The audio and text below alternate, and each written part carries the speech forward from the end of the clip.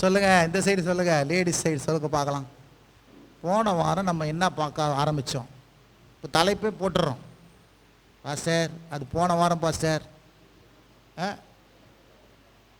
சீரியலில் சில பேர் வந்து கரெக்டாக பார்த்து அது எங்கே முடியுது, என்ன நடக்கிறது எல்லாம் என்ன பண்ணுறது, ஞாபகம் வைத்துக்கிறது.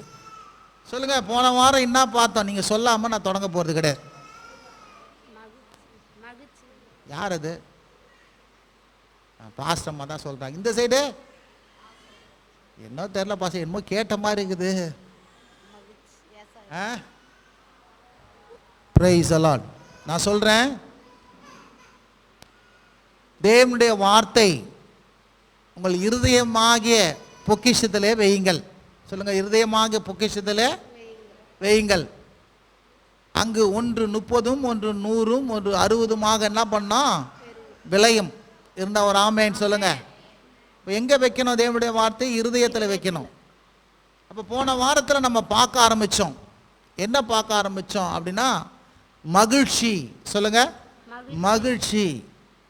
மலேசியா தேசத்தில் போனால் இந்த வார்த்தை ரொம்ப ரொம்ப ஃபேமஸ். மகிழ்ச்சி என்றால் ரொம்ப ரொம்ப என்னதுங்க? ரொம்ப ரொம்ப ஃபேமஸ். ஹல்லேலூயா, ஹல்லேலூயா. மகிழ்ச்சியாய் இருங்கள். சொல்லுங்க, மகிழ்ச்சியாய் இருங்கள், துக்கமாய் இருக்காதீர்கள்.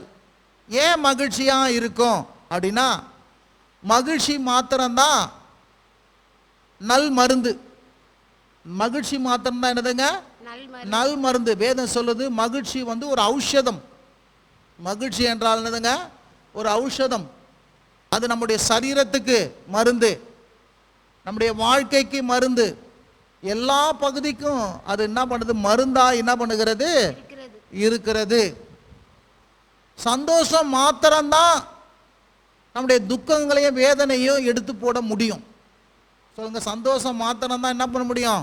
துக்கங்களையும் வேதனைகளையும் எடுத்து போட முடியும். அதுதான் போன வாரம் சொன்ன பிலிப்பியரில் சொல்றார், ஜெயிலில் இருக்க சொல்றார், மீண்டுமாய் சொல்லுகிறேன், மீண்டுமாய் சொல்லுகிறேன், நீங்க சந்தோஷமாய் இருங்கள், சந்தோஷமாய் இருங்கள். சந்தோஷமாக இருக்கிறது வந்து கர்த்தர் வந்து உங்களை வந்து என்ன சொல்கிறது, சந்தோஷமாக இருக்கிறதுக்கு இது பண்ணுறதில்ல. நாம் ஒரு பெரிய பயப்பட மாட்டேன்னு எப்படி ஒரு தீர்மானம் எடுக்கிறோமோ, அதே போல் வாழ்க்கையில் சந்தோஷமாக இருக்கணும் அப்படின்னு சொல்லிட்டு ஒரு பெரிய தீர்மானத்தை எடுத்துடணும். இருந்தால் ஒரு ஆமேன்னு சொல்லுங்கள். ஆமாம், ஒவ்வொரு காலகட்டத்திலும் நம்ம சுற்றி வந்து மனுஷர்களும் சரி, சுற்று வட்டாரம் சரி, சூழ்நிலையும் சரி, எல்லாமே வந்து அலை அலையாக நம்ம என்ன பண்ணோம், மனதுகளையும் நம்முடைய காணப்படுகிற எல்லா காரியத்தையும் அலை அலையாக வந்து தாக்கும், அலை அலையாக தாக்கும். அதையெல்லாம் பிரச்சனையையும் சோர்வுகளையும் பார்த்தா ஒரு மனுஷன் என்ன பண்ண முடியாது? எழுந்திருக்கவே முடியவே முடியாது. ஆனால் இதன் மத்தியில் நாம் என்ன பண்ணோம்? சுதாரித்து ஒரு தீர்மானத்தை எடுத்து, என்ன வந்தாலும் பார்த்துடலாம்டா, நான் என்ன பண்ண போகிறேன்? சந்தோஷமாக தான் இருக்க போகிறேன். என் சந்தோஷத்தை நீங்கள் என்ன பண்ண முடியாது? யாரும் என்ன பண்ண முடியாது? எடுத்து போட முடியாது என்ற ஒரு தரமான தீர்மானத்தை, டிசிஷனை நீங்கள் எடுத்துட்டீங்கன்னா சொல்கிறேன் பாருங்கள், பிசாசு என்ன பண்ண முடியாது? உங்கள் வாழ்க்கையில் ஒன்றும் செய்யவே முடியாது. பிசாசு தோற்று போயிடுவான். சொல்லுங்கள், பிசாசு என்ன பண்ணுவான்? தோற்று போகுவான்.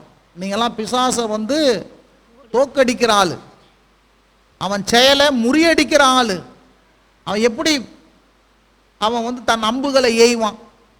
அவன் எப்படி வந்து 2 கொம்பு வச்சுன்னு கருப்பு ட்ரெஸ் போட்டு வருவான்னு நினைக்கிறீங்களா? இல்லை. பிசாசு எப்படி வருவான்? எதையாவது உங்கள் வாழ்க்கையில் ஒரு பிரச்சனையும் போராட்டத்தையும் துன்பத்தையும் பாரத்தையும் கவலையும் கண்ணீரையும் கொடுத்து உன்னை அப்படியே வீட்லேயே உக்காந்து அழுதுனே இரு, எங்கேயும் பார்க்காத, யார்கிட்டையும் பேசாத, அப்படியே முடங்கிக்கிடு அப்படின்னு சொல்லிட்டு தான் அவன் என்ன பண்ணுறான்? வேலை செய்கிறவனா இருப்பான்.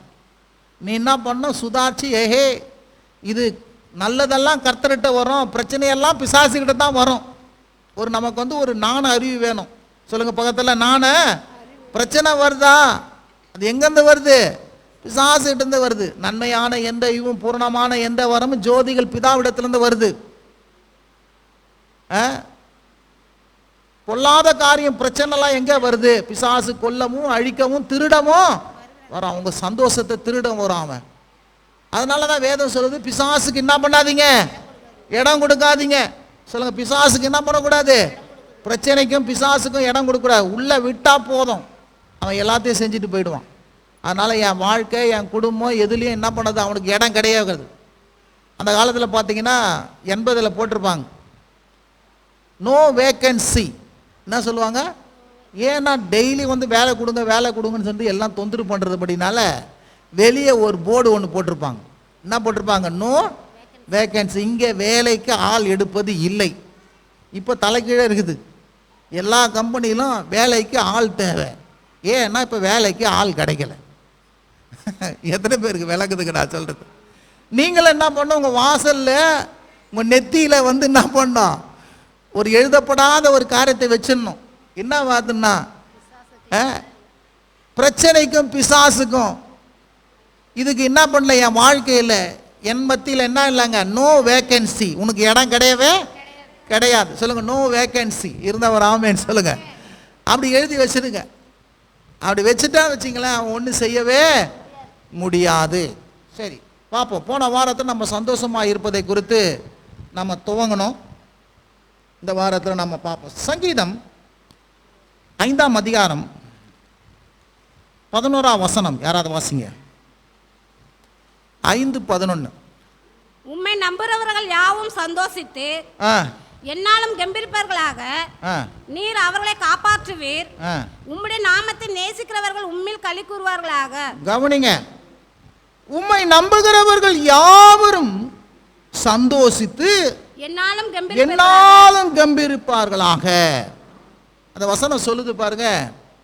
நம்ம வாழ்க்கையில் சந்தோஷம் எப்படியா வரும்? அது வந்து கடையில் கிடைக்குமா? அண்ணாச்சி கடையில் போய் தக்காளி வாங்குற மாதிரி 1 கிலோ சந்தோஷம் கொடுங்க அண்ணாச்சி. இல்லை ஆன்லைனில் நம்ம என்ன பண்ணுறோம், அமேசானில் போட்டு இந்த புக் பண்ணி அதை வர வச்சிடறோம் பாருங்கள். இல்லை ஃபுட்டை வர வச்சிடறோம் பாருங்கள். அந்த மாதிரிலாம் சந்தோஷத்தை என்ன பண்ண முடியாது, பணத்தை கொடுத்து வாங்கிட்டு வந்துட முடியாது. இது என்ன சொல்லுது அப்படின்னா, எந்த மனுஷெல்லாம் கர்த்தரை நம்புகிறவர்கள் யாவரும், சொல்லுங்க பக்கத்துல சொல்லுங்க, கர்த்தரை நம்புகிறவர்கள் யாவரும், ஹல்லேலூயா, கர்த்தரை நம்புகிற யாவர் மேலும் என்னையா உண்டாயிருக்கும் அப்படின்னா, சந்தோஷித்து. பக்கத்துல சொல்லுங்க, சந்தோஷித்து. எப்போ உன் இருதயம், எப்போ உன் உள்ளம் டிபெண்ட் அப்பான் த காட், தேவன் மேல நம்பிக்கை வைக்கிற ஒரு இருதயம், தேவனை நம்புகிற ஒரு இருதயம், தேவனை நம்புகிற ஒரு உள்ளம் இருக்கும்னா அவனுக்கு சந்தோஷம் எந்த நாளும் இருக்கும். சொல்லுங்க, சந்தோஷம் எந்த நாளும். நீங்க பாருங்க, there are 2 kind of hopes அப்படின்வாங்க. ஒன்று கடவுள் நம்பிக்கை, இன்னொன்று உலக பிரகாரமான பல காரியங்களை நம்புறது. பணத்து மேலே, வேலை மேலே, மனுஷன் மேலே, கவர்மெண்ட் மேலே, ராசி மேலே, ஏதோ ஒரு விதத்தில் மனுஷனுக்கு வந்து என்ன பண்ணாங்க, நம்பிக்கை இருக்கணும். நம்பிக்கையே இல்லைன்னா அவன் வாழ்க்கையில் சந்தோஷமும் கிடையாது. எத்தனை பேருக்கு விளங்குது நான் சொல்றது? ஒரு மனுஷனுக்கு நம்பிக்கை இல்லைன்னா சந்தோஷமும் கிடையாது. ஆனால் நம்பிக்கை இருக்குதுன்னா அந்த நம்பிக்கையின் பலனாகிய சந்தோஷம் வாழ்க்கையில் நிச்சயம் உண்டாகும். இருந்தால் ஒரு ஆமேன்னு சொல்லுங்க. நம்பும் போது தான் ஒரு மனுஷனுக்கு சந்தோஷம் உண்டாகும். வேற என்னென்னமோ காரியத்தெல்லாம் நம்புகிறான். ஆனால் எது முதலாவது நம்பணும் அப்படின்னா, சில பேர் வந்து ராசியையும் நேரத்தையும் காலத்தையும் நம்புகிறான். இந்த காலம் இந்த நேரம் வந்துட்டு நம்ம வாழ்க்கையில் சந்தோஷம் வந்துடும்டா, அவன் காத்து நிற்பான். சில பேர் பொருள் நம்பி நிற்கிறான், வேலை, பணம், மனுஷன் இதெல்லாம் நம்புகிறான். இது வந்துட்டா அதெல்லாம் நடந்துருவாங்க அப்படின்னு ஒரு நம்புகிறான். அது போட்டோம். ஆனால் நான் வேதம் சொல்லுது, உம்மை நம்புகிறவர்கள் யாவரும் சந்தோஷித்து என்னாலும் கம்பீரிப்பார்களே. கர்த்தரை நம்புகிறவர்களே, கர்த்தர் மேல நம்பிக்கை வைக்கிறவர்களே, நான் சொல்றேன், உங்க வாழ்க்கையில சந்தோஷம் எந்த நாளும் இருக்கும். எந்த நாளும் உங்க குடும்பத்திலையும் சரி, உங்க வாழ்க்கையிலும் சரி, கம்பீர சத்தம் உண்டாகும். சொல்லுங்க, கம்பீர சத்தம் உண்டாகும், மகிழ்ச்சியின் சத்தம் உண்டாகும். சந்தோஷிக்க நீங்க கர்த்தரை நம்புவதற்கென்று நீங்க உங்க உள்ளங்களை ஸ்திரப்படுத்தி விட்டால், நிச்சயமா சொல்றேன், உங்க வாழ்க்கையில சந்தோஷம் எந்த நாள் என்ன பண்ணும் இருக்கும். அவர் சொல்றாரு பாருங்க, நீர் அவர்களை காப்பாற்றுவீர், உமது நாமத்தை நேசிக்கிறவர்கள் உண்மையிலே என்ன பண்ணுவார்கள், களி கூறுவார்கள். ஒன்று கடவுளை நம்ம நம்பணும், ரெண்டாவது நம்புகிறவரெல்லாம் நேசிக்க ஆரம்பிப்பான். நம்புகிறவரெல்லாம் என்ன பண்ணுவான், நேசிக்க ஆரம்பிப்பான். கடவுளை நம்பிக்கை வைக்கணும், அன்பு கூறணும். எந்த மனுஷன் நம்பிக்கையும் அன்பும் கூறும்போது நிச்சயமா சொல்றேன், அவன் வாழ்க்கையில எப்போதும் சந்தோஷம் இருக்கும். சொல்லுங்க சந்தோஷம். அவன் களி கூறுவார்கள். பகல் சொல்லுங்க களி கூறுவார்கள். அல்லேலூயா. விளங்குறவங்களாம் ஒரு ஆமேன் சொல்லுங்க. இப்போ நீங்களும் நானும் கர்த்தரை நம்புவோம், கர்த்தரை நேசிப்போம், வேதத்தை நேசிப்போம். கர்த்தரை நேசிக்கணும், காணப்படாத தேவனை வேதத்தை நேசிங்க. என் வசனத்தை நேசிக்கிறவர்கள் என்னில் அன்பா இருக்கிறார்கள் அப்படின்னு சொல்லுது. வசனத்தை கேட்கறதுக்கு நேசிப்போம், வசனத்தை வாசிக்கிறத நேசிப்போம், வசனத்தை விரும்புவோம்.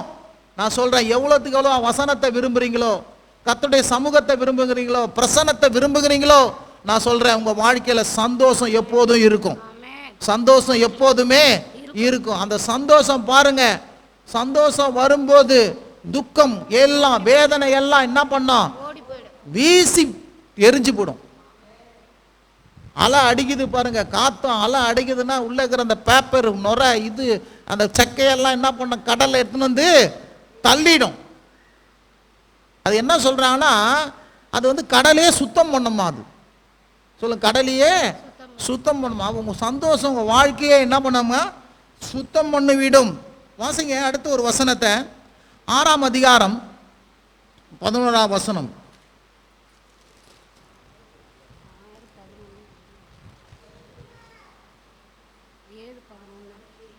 6 ஒரு நிமிஷம் 16ஆம் அதிகாரம் 11ஆம் வசனம். யாராவது வாசிங்க சத்தமா. ஜீவ மார்க்கத்தை எனக்கு தெரியப்படுத்து, ஜீவ மார்க்கத்தை எனக்கு தெரியப்படுத்துவீர், உம்முடைய சமூகத்தில் பரிபூர்ண ஆனந்தமும். சொல்லுங்க, உம்முடைய சமூகத்திலே பரிபூர்ண ஆனந்தமும், உம்முடைய வலது பாரசத்தில் நித்திய பேரின்பமும் உண்டு. பாருங்க, இந்த இடத்துல சொல்றாரு கர்த்தர், ஜீவ மார்க்கத்தை எனக்கு தெரியப்படுத்தினீர். இது சொல்றான். என்ன சொல்லுங்க, ஜீவ மார்க்கத்தை எனக்கு தெரியப்படுத்தினீர். நான் சொல்றேங்க, ஆண்டவர் சொல்றாரு, உபாகத்தில் சொல்றாரு, என்னையா அப்படின்னா, கர்த்தரை சேவிப்பது, கர்த்தரை நம்ம வாழ்க்கையில தெரிந்து கொள்வது அப்படின்னா ஜீவனை தெரிந்து கொள்ளுகிறோம். இருந்தா ஒரு ஆமென் சொல்லுங்க. எந்த மனுஷன் கர்த்தரை தெய்வமாக தெரிந்து கொள்கிறானோ அவனை என்ன பண்றான், ஜீவனை தெரிந்து கொள்ளுகிறான். சொல்லுங்க சொல்லுங்க, ஜீவனை தெரிந்து கொள்ளுகிறான். ஆண்டவர் சொல்றாரு, இப்ப தாவீது சொல்றான், ஆண்டவரே ஜீவ மார்க்கத்தை எனக்கு என்ன பண்ணி தெரியப்படுத்தினீர் அப்படின்னா, கர்த்தர் என்ன பண்ணாரு, அவனுக்கு தன்னை வெளிப்படுத்தினார். நான் தான் கர்த்தர், நான் தான் தேவன் என்பதை அவனுக்கு வெளிப்படுத்தினார். அதுதான் சொல்ற, ஜீவ மார்க்கத்தை எனக்கு தெரியப்படுத்தினீர் சொல்லிட்டு அவன் சொல்றான், உம்முடைய சமூகத்திலே பரிபூர்ணமான ஆனந்தம். தாவீது சொல்றான் பாருங்க, எவ்வளோ பிரச்சனையை அனுபவிச்ச மனுஷன், தேவனுடைய சமூகம் இன்பமானது, பரிபூர்ணமான ஆனந்தம். சொல்லுங்க, பரிபூர்ணமான ஆனந்தம். கூடி வருவதும், கர்த்தரை ஆராதிப்பதும், கர்த்தருடைய பிரசன்னத்திலே காணப்படுவதும் எத்தனை இன்பம், எத்தனை பேரானந்தம். இருந்தா ஒரு ஆமென் சொல்லுங்க. ஹல்லேலூயா. நான் சொல்றேன் பாருங்க,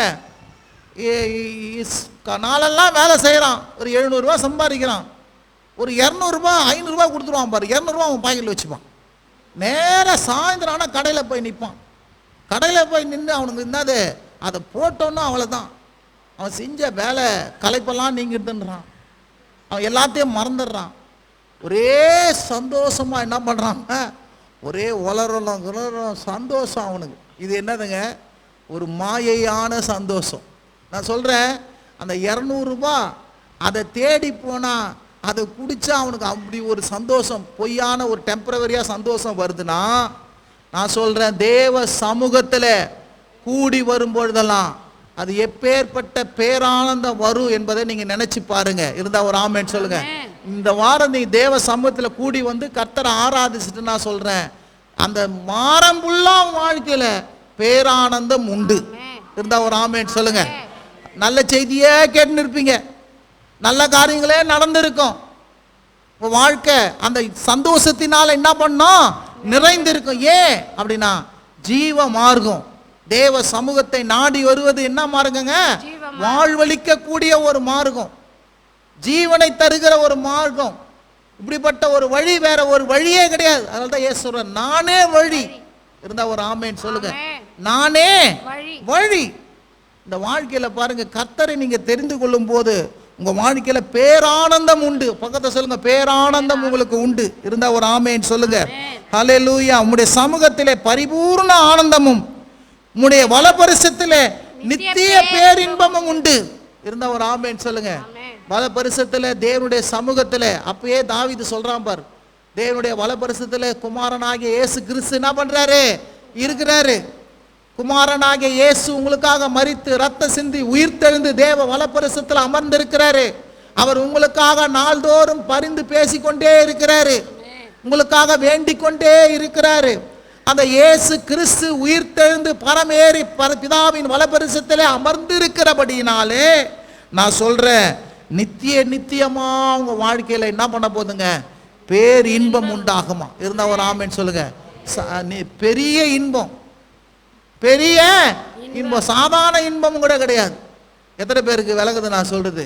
இப்படிப்பட்ட அந்த பெரிய இன்பம், நித்தியமான இன்பம் தருவதற்காகத்தான் இயேசு வாழ்க்கையில என்ன பண்ணிக்கிறாரு? வந்திருக்கிறாரு. ஹல்லேலூயா. அவர் வலபரிசத்தில் இருக்கிறார் என்பதை நினைத்து பார்த்து துதிச்சு அவருடைய சமூகத்தில் ஆராதிக்கும் போது நான் சொல்றேன், வாழ்க்கை வந்து உள்ளத்துல ஆவியில எல்லாம் இருள்கள் நீங்கி, பாரங்கள் நீங்கி, மனதில் இருக்கிற கவலைகள் நீங்கி, டென்ஷன்லாம் போய், நீங்க வேலையில போய் பாருங்க, போன உடனே சூடு ஏற்றிடுவாங்க. ஒரே மனதில் பார்த்தா இன்னும் அதை செய்யணுமா இதை செய்யணுமா, அவன் வேலைகளில் வரல, இவன் வேலையால் இல்லை, இந்த பணத்துக்கு என்ன பண்ணணும், அந்த ஆள் வரல, இந்த ஆள் வரல, ஐயோ இது நிற்கிது அது நிற்கிது, ஒரே போனமே வண்டி சூடாயிடும். 1000 பிரச்சனை. எத்தனை பேர் கேட்குது? ஆமாம் தானே? ஆனால் நான் சொல்கிறேங்க, தேவ சமூகத்தில் கூடி வரும்போதெல்லாம் எல்லாத்துக்கும் ஒரு இளைப்பாறுதல் உண்டு. உன் மனதுக்கு, உன் சரீரத்துக்கு, உன் உள்ளத்துக்கு, எல்லாத்துக்கும் ஒரு ரெஸ்ட், ஒரு பீஸ், ஒரு அமைதி இருந்தா ஒரு ஆமேன் சொல்லுங்க. ஒரு சந்தோஷம், ஒரு மகிழ்ச்சி உண்டாகுது பாருங்க. அந்த மகிழ்ச்சி சந்தோஷம் உண்டாகும் போது நான் சொல்றேன், எல்லா சவால்களையும் நீங்க ஜெயிக்க முடியும். கார் ரொம்ப தூரம் ஓடிட்டே இருக்கோம் பாருங்க, ஓடிட்டே எத்தனை கிலோமீட்டர் ஓடிட்டு அது ஒரு கார் ஒன்றுங்க நின்று அந்த சூடு கிடலாம் ஆறின பிறகு அதுக்கப்புறம் பாருங்க திருப்பி ஸ்மூத்தாக என்ன பண்ணோம், போயிட்டே இருக்கும். அதே போல் பாருங்க, ஆண்டவர் வந்து உங்களை அப்படி தான் மோல்டு பண்ணிக்கிறார். என்னையா, வாரம் வந்து என் சமூகத்தில் நீ இளைப்பாரு, வாரம் வந்து நீ என்ன பண்ணு, களைத்து இருக்கிற, வேதனையில் இருக்கிற, துன்பத்தில் இருக்கிற, பல பிரச்சனை இருக்குது, நீ இளைப்பாரு. உன் உள்ளத்துக்கு என்னுடைய ஆவி தேவை, உன் உள்ளத்துக்கு என்னுடைய இன்பம் தேவை, என்னுடைய மகிழ்ச்சி தேவை, உன் மனதுக்கும் உன் எண்ணத்துக்கும் இதில் இளைப்பாரு, இதில் வந்து நீ இன்னும் பருகு, இந்த ஆனந்தத்தை எடுத்துக்கோ. இதுதான் உன் வாழ்க்கையில் என்ன பண்ணு, நெடுந்தூர வாழ்க்கையை நீ பயணிக்க வேண்டியது இருக்குது. வாழ்க்கை என்ற பயணம் ரொம்ப நேரங்குது, அதில் பெரிய சவால்கள் இருக்குது.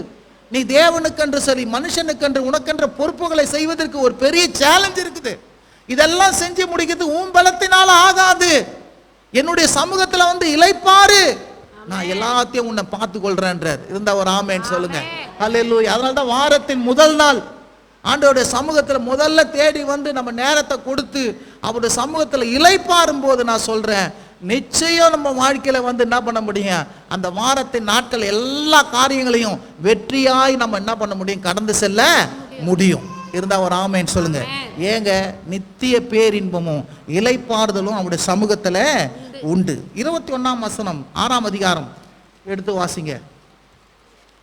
21:6.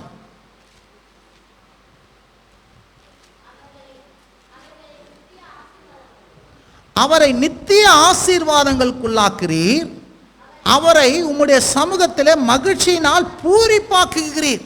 என்ன மாதிரி வார்த்தை பாருங்க, தாவீதை குறித்து சொல்றாங்க. அவரை நித்திய ஆசீர்வாதங்களாய் ஆசீர்வாதம் உள்ளவராய் மாத்துகிறார். இருந்தா ஒரு ஆமென் சொல்லுங்க. ஹல்லேலூயா. 5 வசனம் சொல்லுது, உமது ரட்சிப்பினால் அவர் மகிமை பெரிதாய் இருக்கிறது. சொல்லுங்க, உமது ரட்சிப்பினால் அவரின் மகிமை பெரிதாய் இருக்கிறது. மேன்மையும் மகத்துவத்தையும் அவருக்கு அருளினீர். சொல்லுங்க, மேன்மையும் மகத்துவத்தையும் அவருக்கு அருளினீர். நான் சொல்றேங்க, தாவீதுக்கு அருளின அதே கிருபை உனக்கும் தருவேன்னு சொல்லியிருக்கிறார். தாவீது சொல்லுங்க, தாவீதுக்கு அருளின நிச்சயமான கிருபை உங்களுக்கு என்ன பண்ணுவேன்? தருவேன். அதே தாவீதுக்கு ஒரு கொம்பை தந்தது போல தாவீதின் வம்சத்திலே ஒரு இரட்சணிய கொம்பாயாக இயேசுவை தந்தாரு. தாவீதுக்கு எப்படி ஒரு கிருபையை பாராட்டினாரோ அதே போல இந்த காலை வேளையில உனக்கு ஒரு கிருபை பாராட்டி இருக்கிறாரு. குமாரனை தந்திருக்கிறாரு. அவனுக்கு எப்படி ஒரு குமாரனை தந்தாரு? அரசாள்றதுக்கு ஒரு குமாரனை தந்தார். வழி வழியாக அவன சந்ததியில என்ன பண்ண ஒரு குமாரனை தந்தாரோ அதே போல என்றென்றுமா இருக்கும்படி தேவகுமாரனாகிய இயேசுவை உனக்கு தந்திருக்கிறார். அதான் கிருபை. கிருபை நல்லதுங்க. அதான் யாரு? இயேசு தான் நமக்கு கிருபையா தந்திருக்கிறார். இப்போ இயேசு நமக்கு தந்திருக்கிறபடினால நான் சொல்றேன் பாருங்க, உமது ரட்சிப்பினால் அவர் மகிமை பெரிதா இருக்கிறது போல இயேசு கிறிஸ்துவின் ரட்சிப்பினால் நமது மகிமை பெரிதா இருக்கும். எத்தனை பேருக்கு விளங்குதுங்க? சொல்லுங்க, என்னுடைய மகிமை பெரிதா இருக்கும். ஹல்லேலூயா. எல்லாம் சொல்லுங்க, என் மகிமை பெரிதா இருக்கும். என் வருங்காலம் பெருசா இருக்கும். சொல்லுங்க, என்னுடைய எதிர்காலம் பெருசா இருக்கும். மகிமை பெரிதா இருக்கும். இப்போ இப்படி க்ளோரி இருக்குது, நான் இல்லைன்னு சொல்லல. ஆனா இந்த க்ளோரி கொஞ்சம் கொஞ்சமா பெருசாக போகுது. விளங்குறவங்களாம் ஒரு ஆமென் சொல்லுங்க. இந்த மகிமை இருக்குதுங்க, என் மேல மகிமை இருக்குது. இயேசு கிறிஸ்துவின் மகிமை இருக்குது. ரட்சிப்பினால் உண்டான மகிமை இருக்குது. அது இப்போ ஷைன் ஆயிருக்குது. ஆனா இந்த மகிமை என்ன பண்ண போகுது? பெருசா போகுது. எத்தனை பேர் விசுவாசிக்கிறீங்க?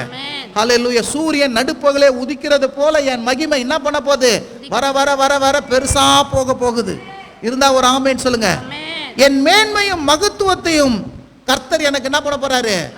எனக்கு அருள போகிறார். ஹல்லேலூயா. சொல்லுங்க, எனக்கு மேன்மையும் எனக்கு மகத்துவத்தையும் என் கர்த்தராகிய இயேசு கிறிஸ்து எனக்கு தருகிறவராய் இருக்கிறாரு. ஹல்லேலூயா.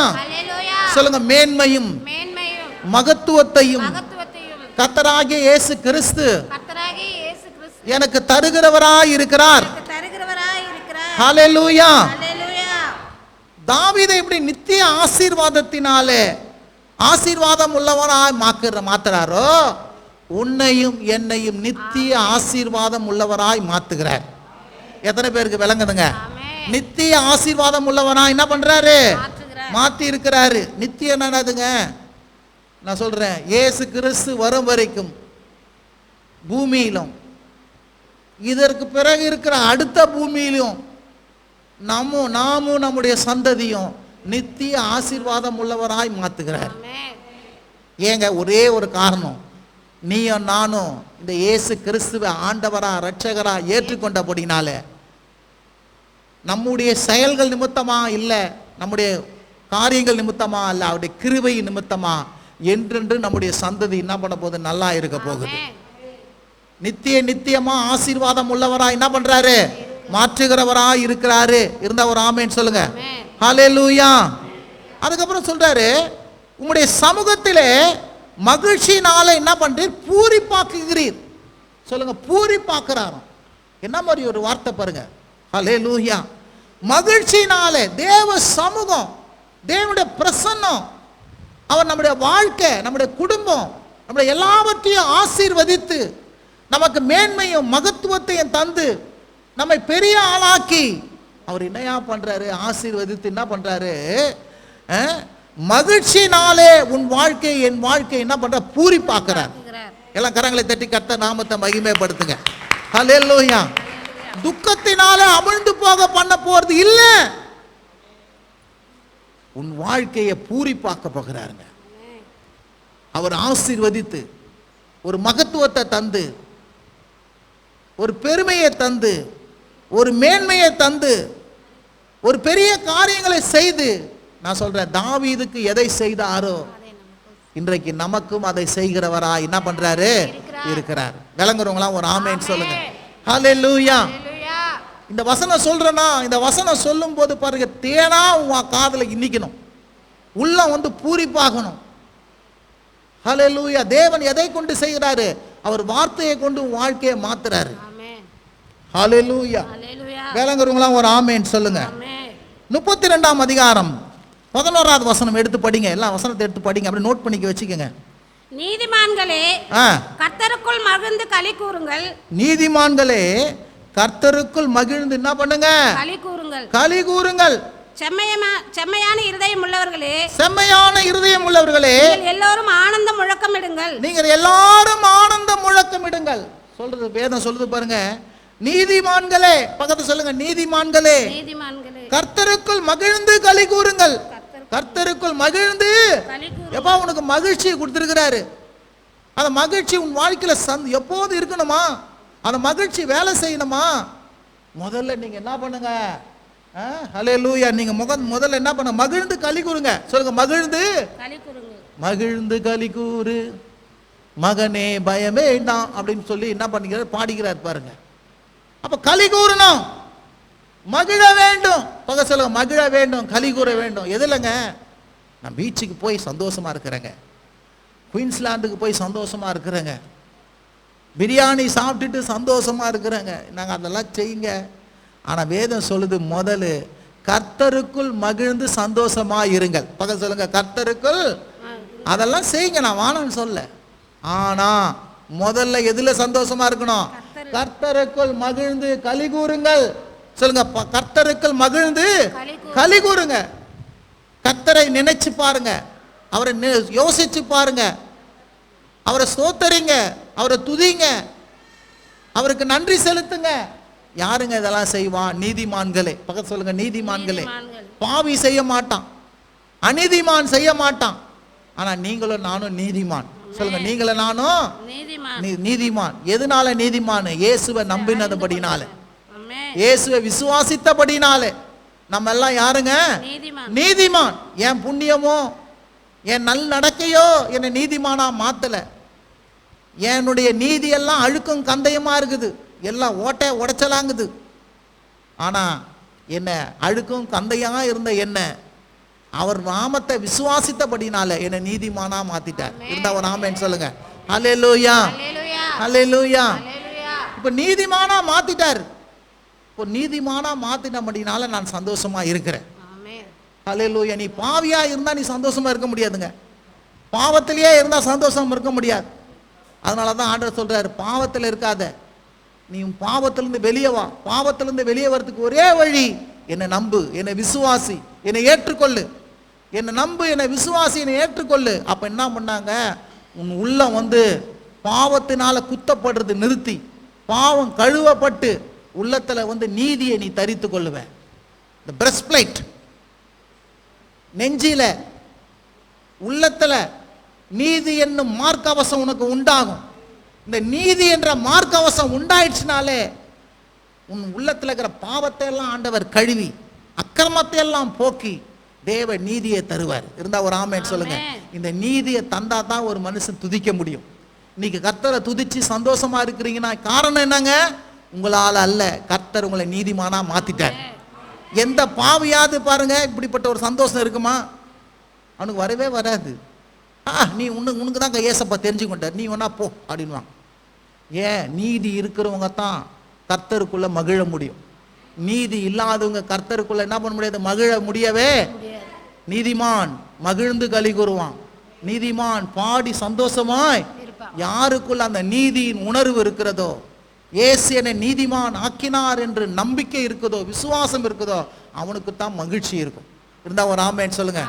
இன்னும் நான் பாவி, இன்னும் நான் பாவத்தில் இருக்கிறேன் அப்படின்னு சொல்லி அப்படி இருக்கிறவன் என்ன பண்ணுவான்? அவனுக்குள்ள மகிழ்ச்சி இருக்காது. ஏன்? அவன் இயேசுவை விசுவாசிக்காதபடினால மகிழ்ச்சி இருக்காது. நீங்களும் நானும் இயேசுவை விசுவாசிக்கிறோம், அதனால மகிழ்ச்சி எப்போதுமே இருக்கும். இருந்தா ஒரு ஆமென் சொல்லுங்க. ஹல்லேலூயா.